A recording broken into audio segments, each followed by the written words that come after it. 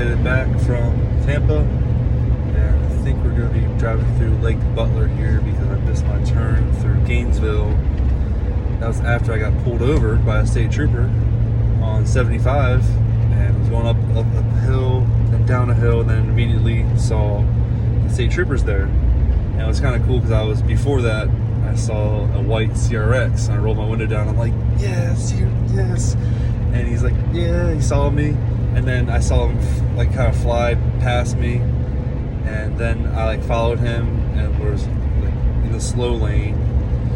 And then I see the state trooper pull out like right as I'm coming. I'm like, oh fuck. Like I can see myself slowing down from like 90, 80, like in between there, slowing. I'm like, I saw it slow down. I started to pull over in the slow lane. And I get out the phone because I was talking to a friend of mine. And I'm getting pulled over. He's like, I'm gonna let you go. I'm like, okay. So immediately, like I can feel it in my bones, in my joints. I can just feel like I don't have money for this ticket. I have all my like earthly possessions and stuff in the car with me right now.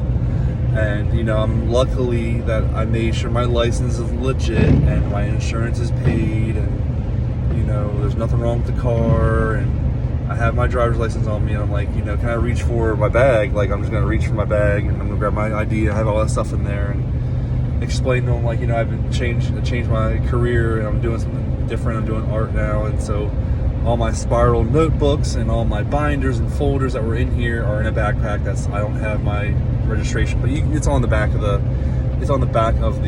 truck, the sticker. He can research all that. He can research my insurance. So I got my policy number.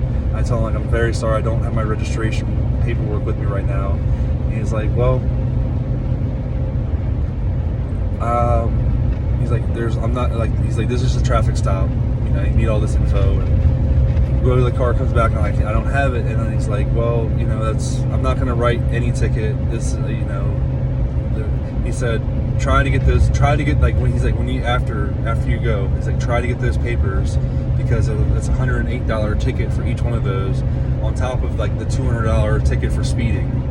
And he said he just struck all that away, and it was just like, you know, have a good day, like you're good, and I'm not gonna write up anything, like just try not to speed, try to go the speed limit, you know, be safe, that kind of stuff. I'm just like, I wanted to cry in that moment because like I went from just a sheer panic and terror of like, oh my god, I'm just trying to get home, and I spent the weekend at a friend's house and was trying to go from Tampa back to Jacksonville. It's a 3-hour drive, and I'm a little less than halfway through.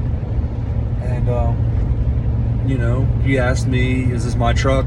I'm like, yes, this is my truck. He's like, do you own it? It's like, yes, I own it. And like, where are you headed? I'm like, to Jacksonville. And just he was interested about that, like to make sure everything's legit. I'm like, yes, everything's legit.